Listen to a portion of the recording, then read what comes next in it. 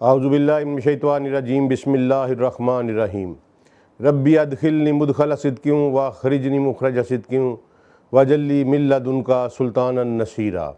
اللہم صلی علی سیدنا محمد وعلی آلہ وصحابہ وازواجہ وبارک وسلم۔ السلام علیکم ورحمۃ اللہ۔ ہم نے یہ جو سیریز شروع کی ہے، یعنی مین ہم پڑھ رہے ہیں کہ مزاج رسول صلی اللہ علیہ وآلہ وسلم سے آشنائی، اس میں اب مدینہ المنورہ کا ذکر جو ہے وہ شروع ہو چکا ہے، اور یہ جو 2-3 ایپیسوڈز ہوں گی یہ میری زندگی کا حاصل اور نچوڑ ہوں گی۔ میں آپ کو اس شہر مقدس کے بارے میں انشاءاللہ اللہ کے فضل سے ایسی معلومات دوں گا کہ شاید آپ کے علم میں پہلے نہیں ہوں گی، اور اس کے علاوہ مدینہ المنورہ کا ایک انچ جو رسول اللہ صلی اللہ علیہ وسلم سے وابستگی رکھتا ہے اس سے میں آپ کا تعارف کرواؤں گا۔ مدینہ المنورہ، طیبہ، مدینہ النبی، یہ الفاظ آتے ہی ہر وہ شخص جس کا ایمان لا الہ الا اللہ محمد الرسول اللہ پر ہے، یہ ہو نہیں سکتا کہ مدینہ المنورہ کا ذکر آئے اور اس کے دل کی دھڑکن اب نارمل نہ ہو۔ مسلمانوں کی ایک جذباتی وابستگی اس شہر کے ساتھ رسول اللہ صلی اللہ علیہ وآلہ وسلم کا زندہ معجزہ اور دلیل ہے۔ اکثر کبھی غیر مسلم سے پرٹیکولرلی کسی یورپین سے ڈسکشن ہوئی زندگی میں، تو وہ اس بات پر حیران ہوا کہ تم لوگ اس طرح کے جذبات کیوں رکھتے ہو اپنے پرافٹ صلی اللہ علیہ وآلہ وسلم کے بارے میں۔ تو میں نے اسے کہا کہ ایک دفعہ اس دائرہ میں آ کے دیکھو، ادروائز اس کو ایکسپلین نہیں کیا جا سکتا، کیونکہ اس کا تعلق کسی لاجک سے نہیں، اس کا تعلق اس جذبے سے ہے جو مسلمانوں کے دل میں صرف اسی وقت انسانوں کے دل میں پیدا ہوتا ہے جب وہ لا الہ الا اللہ محمد الرسول اللہ صلی اللہ علیہ وآلہ وسلم پر ایمان رکھتے ہیں۔ مدینہ طیبہ، مدینہ المنورہ کا ذکر آئے، میں نے بڑوں کی آنکھیں نظریں جھکتے ہوئے دیکھی ہیں۔ مدینہ المنورہ میں قدم رکھیں تو یقین جانیں کہ اپنے باپ کے گھر سے زیادہ حفاظت کا احساس ہوتا ہے، اپنی ماں کی گود سے زیادہ اونرشپ کی اس طرح کی ویوز آ کے انسان کو ملتی ہیں کہ بندہ پھر وہیں کا ہو کے رہ جاتا ہے، دل وہیں رہ جاتا ہے، جان وہی رہ جاتی ہے، صرف جسم واپس آتا ہے۔ کوئی ایسا مومن مسلمان نہیں ہے جو مدینہ جائے اور اس کا دل وہاں نہ رہ جائے۔ ایک عجیب طلسماتی اور کرشماتی سی بستی ہے۔ آئیے سب سے پہلے مدینہ المنورہ کے محل وقوع کے اوپر تھوڑی سی نظر ڈالتے ہیں کہ یہ کہاں واقع ہے۔ یہ مکہ سے شام جانے والی جو مشہور تجارتی شاہراہ تھی، اس کے اوپر یہ شہر یثرب کے نام سے آباد تھا۔ تقریباً 150-180 کلومیٹر کے فاصلے پر سمندر ہے، اور یمبو کی بندرگاہ ہے جو ریڈ سی پر واقع ہے۔ یہ مدینہ المنورہ کے مغرب میں ہے۔ مدینہ المنورہ کے مشرق میں جب آپ شہر سے باہر نکلیں، 40-50 کلومیٹر کے فاصلے پہ آگے ایک صحرا شروع ہوتا ہے، اور پھر وہ صحرا کی وسعتیں ہمیں سابقہ نجد اور موجودہ ریاض تک لے کر چلی جاتی ہیں۔ خطہ حجاز کے رہنے والے ریڈ سی کو مغربی سمندر اور خلیج فارس کو مشرقی سمندر کہا کرتے تھے، اور آج بھی اگر عرب کو تقسیم کیا جائے تو اس کی صرف 3 جیوگرافیکلی اس کی صرف 3 ڈویژنز بنتی ہیں۔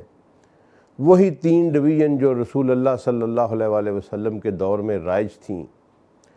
پورے جزیرۃ العرب کو 3 حصوں میں تقسیم کیا جاتا تھا۔ ایک تہامہ جو مغربی سمندر سے چلتا ہوا حجاز تک پوری بیلٹ ہے، یہ یمن سے لے کر عدن سے لے کر عقبہ کی بندرگاہ تک یہ پوری ایک بیلٹ چلی آتی ہے جس کو تہامہ کہتے ہیں۔ تہامہ کے ساتھ پھر حجاز آ جاتا ہے۔ حجاز جو ہے یہ مکہ کا علاقہ، اور مدینہ اور اس کے درمیان کا سارا علاقہ جو ہے اپ ٹو تبوک یہ سارا حجاز کہلاتا تھا، خیبر حجاز میں ہی آتا، تبوک تک جو ہے نا جی یہ ایک سینٹرل سمجھ لیں بیلٹ ہے، اس کو حجاز کہتے ہیں، اور پھر جو مشرقی بیلٹ ہے اس کو نجد کہتے ہوتے تھے۔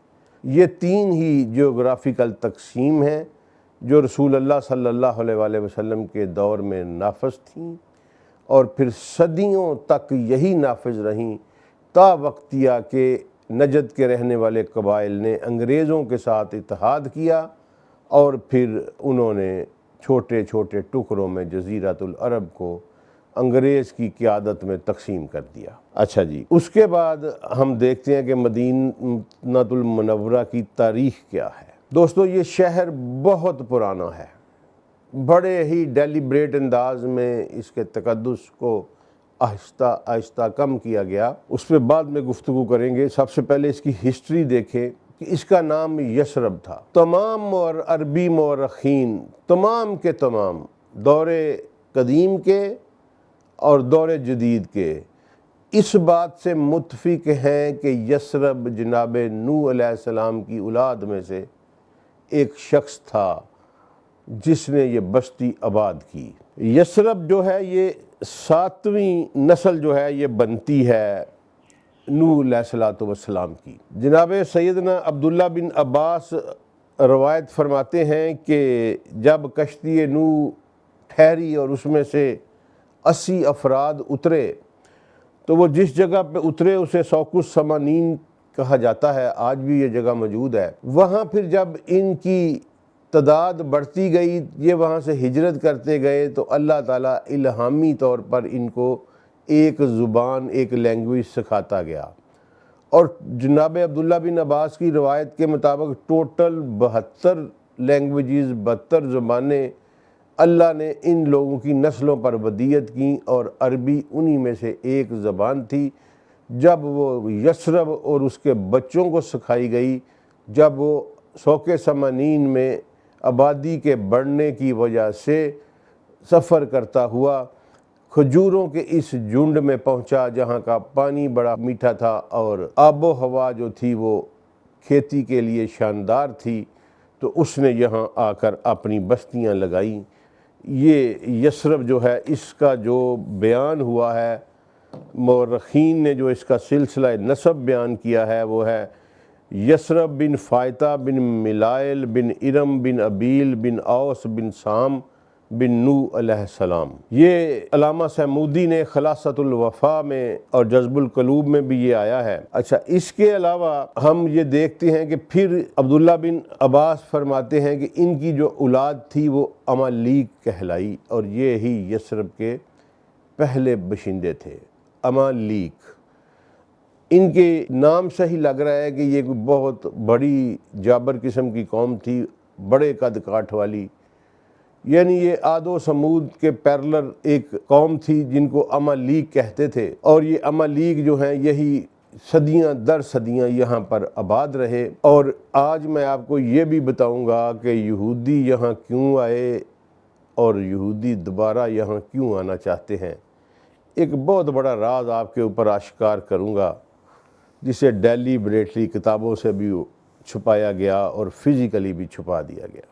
جناب موسیٰ علیہ السلام جب حج کرنے کی غرض سے اپنی قوم کے ساتھ حجاز میں آئے تو واپسی پر انہوں نے یثرب میں قیام کیا، اور یثرب میں قیام کے دوران ہی جناب سیدنا ہارون علیہ السلام کا وصال ہو گیا۔ جناب سیدنا ہارون علیہ السلام کو احد کی چوٹی کے اوپر دفن کیا گیا، اور ان کی قبر مبارک جناب ہارون علیہ السلام کی قبر مبارک 1970 72 73 تک جو تھی وہ موجود تھی، اور بہت سارے لوگ آج بھی زندہ ہیں جنہوں نے اس قبر مبارک کی زیارت کی ہوئی ہے۔ اب وہاں کسی کو جانے نہیں دیا جاتا، یا اس کو برابر کر دیا گیا ہے، کیونکہ کسی کو جانے ہی نہیں دیا جاتا۔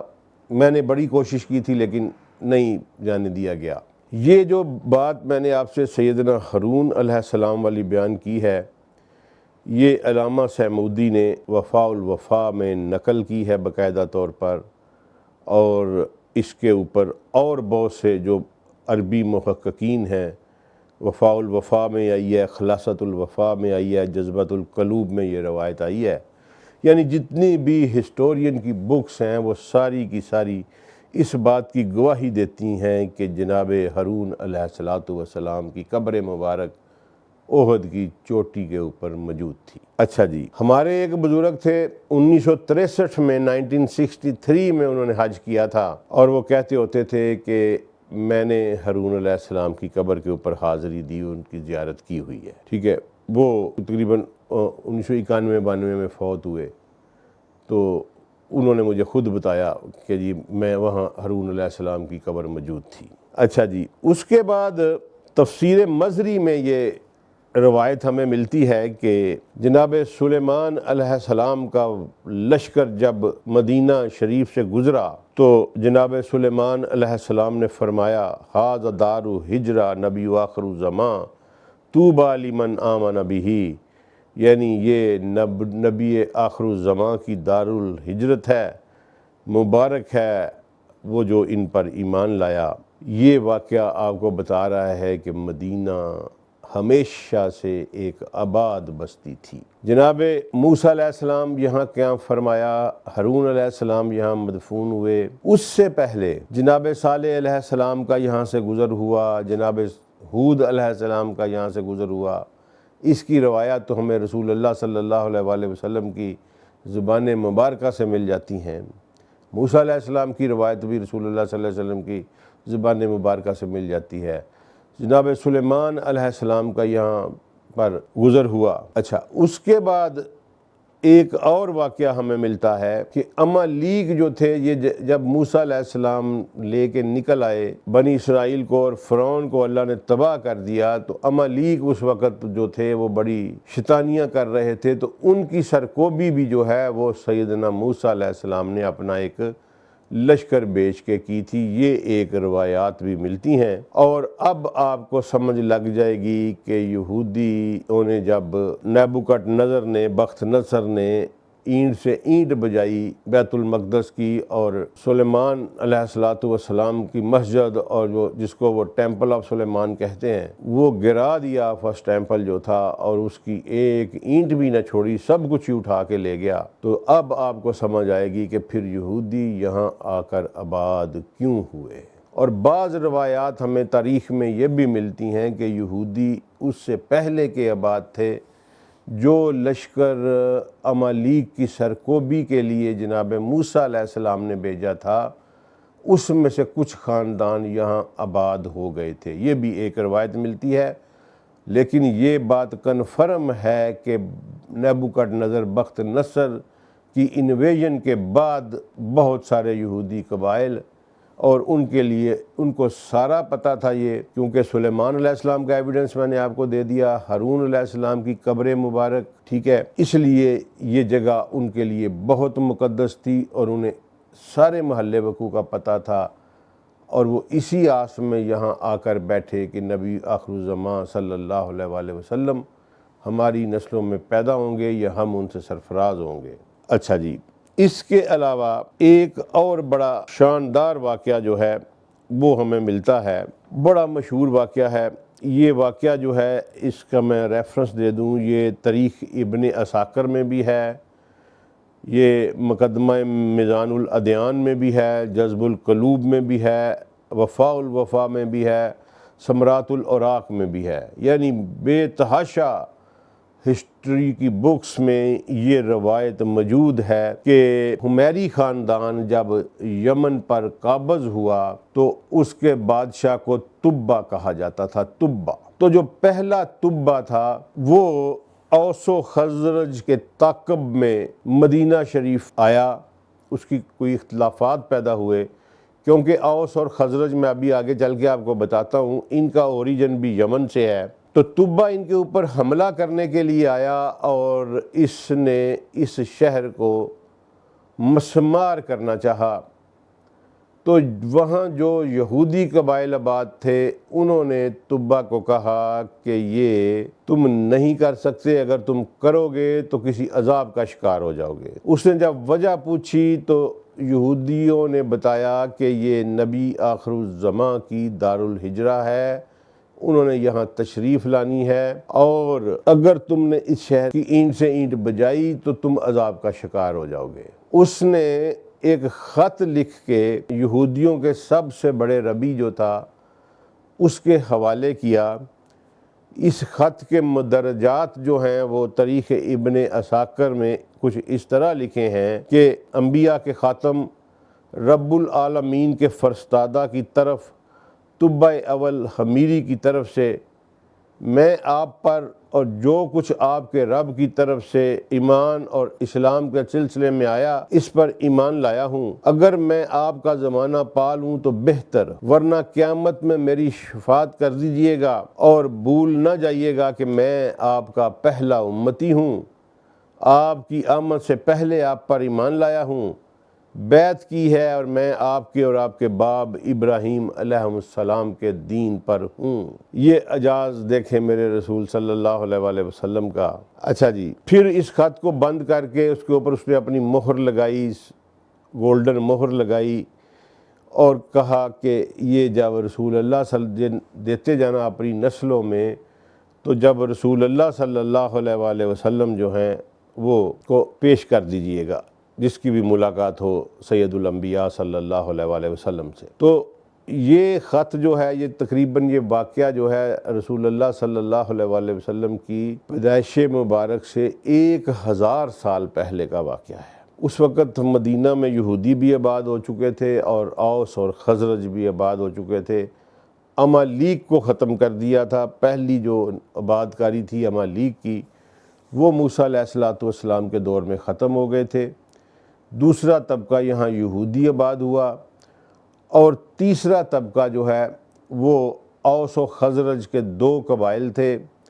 یہ جب یمن والا بند ٹوٹا اور اس کا سیلاب نگلنے لگا سب کو، تو یہ 2 قبیلے ایسے تھے جو انہوں نے پری ایمپٹ کیا، اور یہ وہاں سے ان کو کچھ پتہ چل گیا، تو یہ وہاں سے کچھ روز پہلے ہجرت کر کے تو یہ آ کے یثرب میں آباد ہو گئے۔ ایک بھائی اوس تھا، ایک خزرج، ان کی آگے اولاد تھی، انہی سے پھر یہ 2 قبیلے بنے، اور یہ قحطانی عرب شمار کیے جاتے ہیں، یہ عدنانی عرب نہیں ہیں۔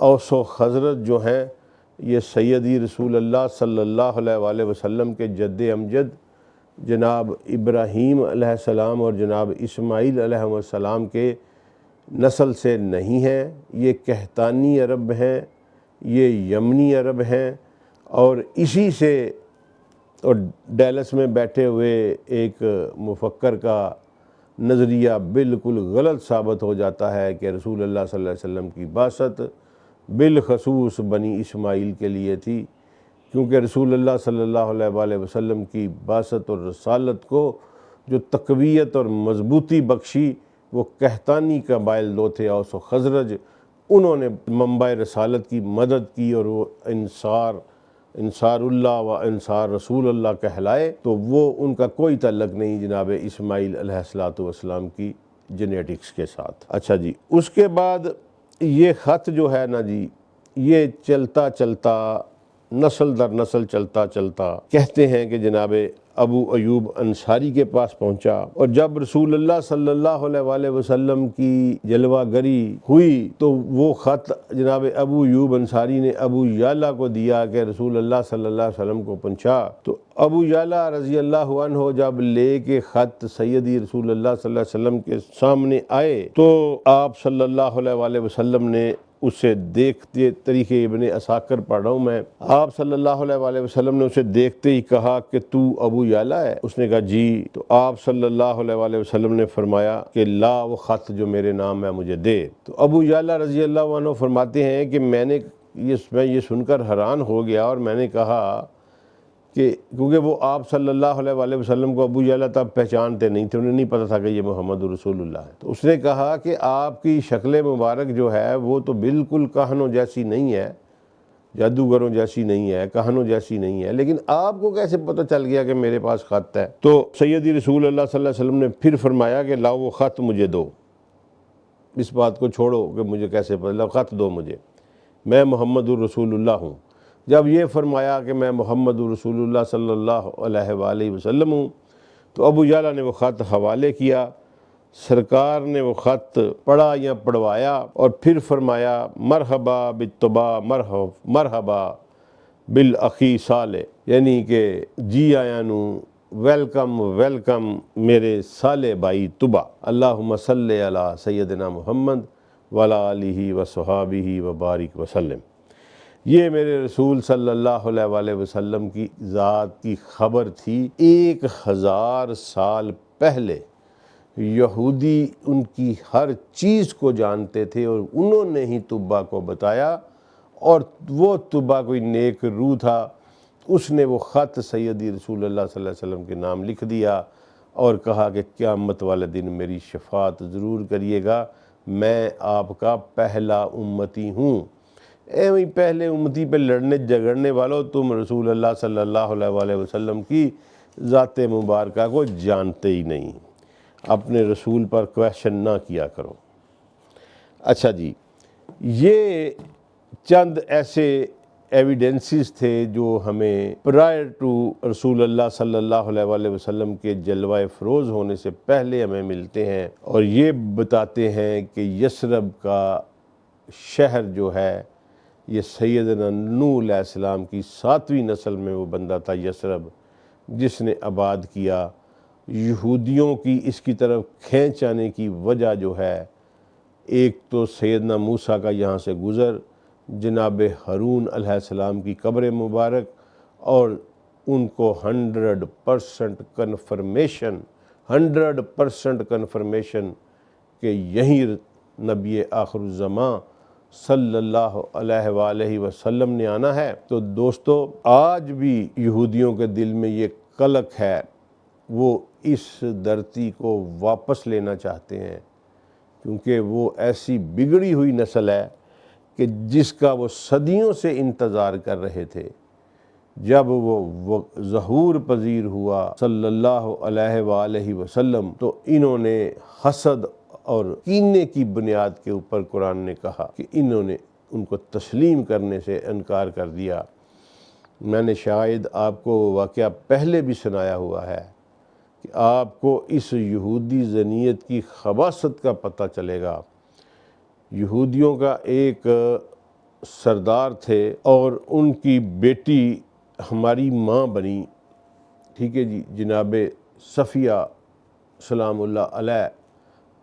اللہ نے ان کو عزت اور شرف بخشی، اور وہ رسول اللہ صلی اللہ علیہ وآلہ وسلم کی زوجیت میں آئیں، اور ہمیشہ ہمیشہ کے لیے مومنین کی ماں کہلائیں۔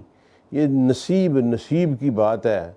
دیکھیں، ایک یہودی سردار، ایک ایسا سردار جو سیدی رسول اللہ صلی اللہ علیہ وآلہ وسلم کے قتل کے در پہ رہا، جس نے ایک ایک قبیلے میں وزٹ کیا، اور غزوہ خندق والا جو احزاب کا گروہ تھا، تمام عرب قبائل کا وہ اکٹھا کرنے میں جناب صفیہ سلام اللہ علیہ کے والد کا مرکزی کردار ہے غزوہ خندق کروانے میں۔ تو وہ پھر جناب اماں صفیہ جب سیدی رسول اللہ صلی اللہ علیہ وسلم کے گھر آئیں، تو تب انہوں نے یہ بتایا کہ جب رسول اللہ صلی اللہ علیہ وآلہ وسلم مدینہ منورہ تشریف لائے، یعنی یہ خیبر کے بعد جو ہیں، یہ 7 ہجری میں جناب صفیہ جو ہیں یہ رسول اللہ کے پاس آئیں، ٹھیک ہے جی۔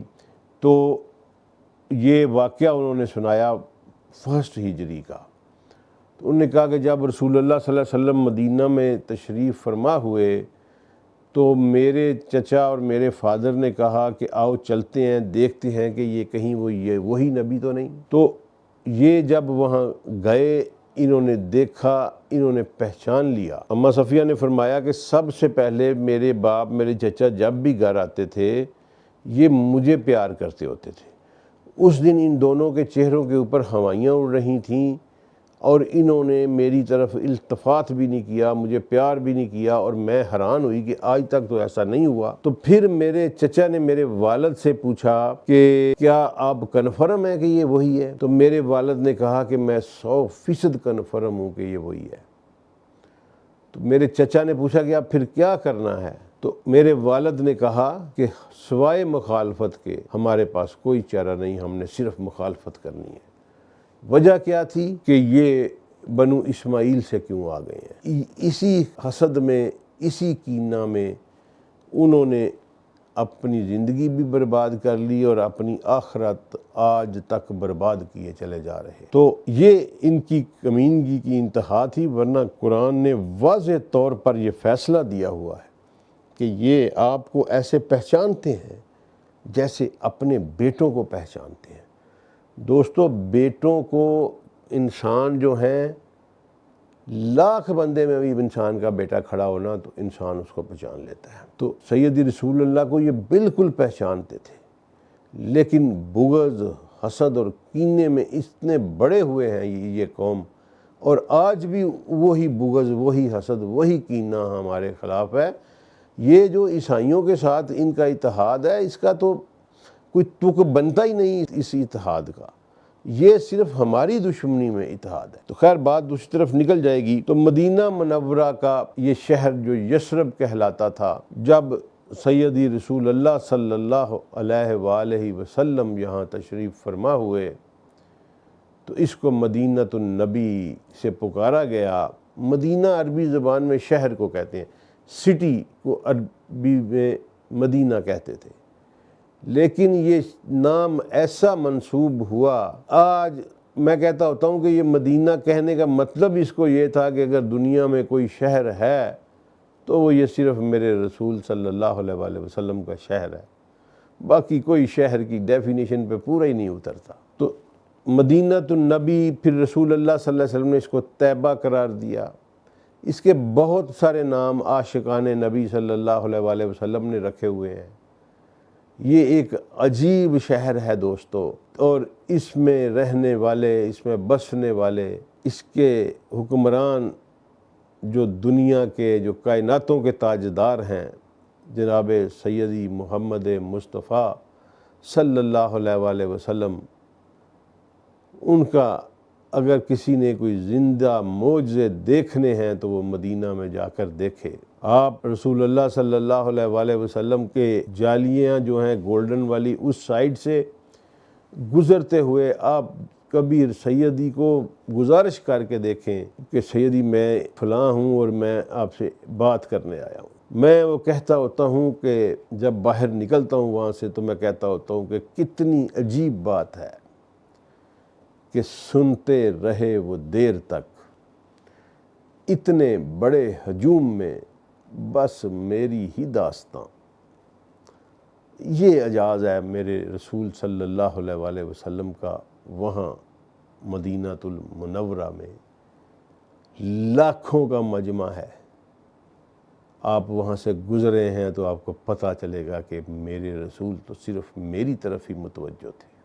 یہ زندہ اعجاز ہے۔ باقی کل انشاءاللہ پھر میں آپ کو اس شہر کے خاص مقامات بتاؤں گا، اور پھر ہم آگے چلیں گے اور رسول اللہ صلی اللہ علیہ وآلہ وسلم کی سفر ہجرت کو دیکھیں گے، کہ میں چاہتا تھا کہ سفر ہجرت سے پہلے آپ کے دل میں دار الہجرت کی جو تعظیم ہے وہ ذرا اس کو انفورس کر دیا جائے۔ امید ہے آپ کو بہت ساری چیزیں نئی ملی ہوں گی۔